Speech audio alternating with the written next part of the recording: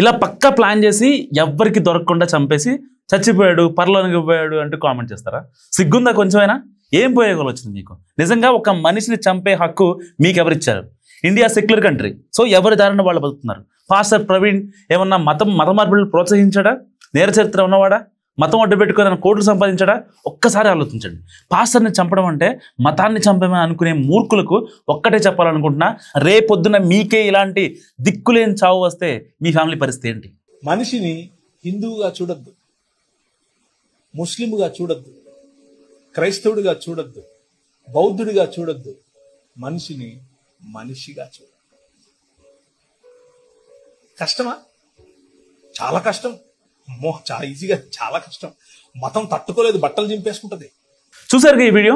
ఇది పాస్టర్ ప్రవీణ్ అంటే. మనిషిని మనిషిగా చూడు అనే నినాదాన్ని ప్రజల్లోకి తీసుకెళ్దామని తన ఆశయం నెరవేరకుండానే చనిపోయాడు. ప్రవీణ్ భార్యపై ఎలాంటి కామెంట్స్ చేస్తున్నారో చెప్తాను, ఒక్కసారి ఆవిడ మాటలు వినండి. I, Jessica Pagadala, wife of Praveen Kumar Pagadala, thank you. My deepest gratitude that everybody is standing for my husband. I am very proud of the ministry he did.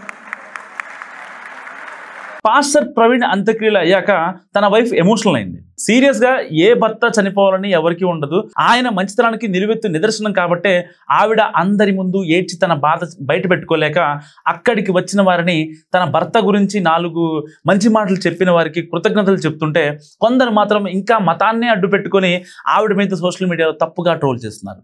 Hindu hater pastor Praveen భార్యకి తెలుగు కూడా రాదు అంటూ హేళన చేస్తున్నారు. Praveen video troll చేస్తున్న అందరికీ BR Shafi చేసిన వ్యాఖ్యలు ఒక రకంగా కళ్ళు తెరిపించాయని చెప్పాలి. ప్రజల మానవత చచ్చిపోయింది, ధర్మం కనుమరుగైపోయింది.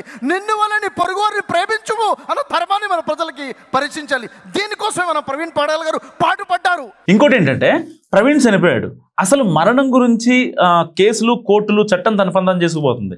సో ఈ గ్యాప్ లో మతం ముసుగులో ఉండి గొడవలకు కారణం అయ్యే వాళ్ళు కామ్గా ఉంటారు చెప్పండి? సో వాళ్ళు ఏం చేస్తారో ఒక్కసారి ఈ వీడియో క్లిప్ చూడండి, మీకే అర్థమైపోతుంది. ఒకరోజు నేను ప్రభువుని తెలుసుకోకముందు ఒకడిని, నా స్నేహితుడే, నాతో కలిసి తిరిగినోడే, మా అన్న మీద కత్తి విసిరేశాడు అని చెప్పి వాడిని కొట్టి చంపేశా. మర్డర్ చంపేసి పొదల్లో పడేసి వెళ్ళిపోయా. సో ఆయన వీడియో పెట్టి సగం ఆడియో మార్చేసి గతంలో ప్రవీణ్ చెప్పిన ఒక ఎగ్జాంపుల్ని ఇక్కడ సింక్ చేసి పాస్టర్ ప్రవీణ్కు నేర చరిత్ర ఉంది అని చెప్పడానికి ఎన్ని ఇబ్బందులు పడ్డారో ఈ వీడియో చూసాక క్లారిటీ వచ్చింది. సో ఒక్కసారి ఆలోచించండి, పాస్టర్ ప్రవీణ్ హత్య అనేది నిజంగా దారుణం అని చెప్పాలి. సో ఒక రకంగా సెక్యులర్ కంట్రీ అని చెప్పుకునే భారతదేశంలో ఉన్న అందరూ కూడా సో ఆయన మృతి పట్ల ఎలాంటి కామెంట్ చేస్తున్నారో నాకు కామెంట్ రూపంలో తెలియజేయండి. చూస్తూనే ఉండండి మహానగర్.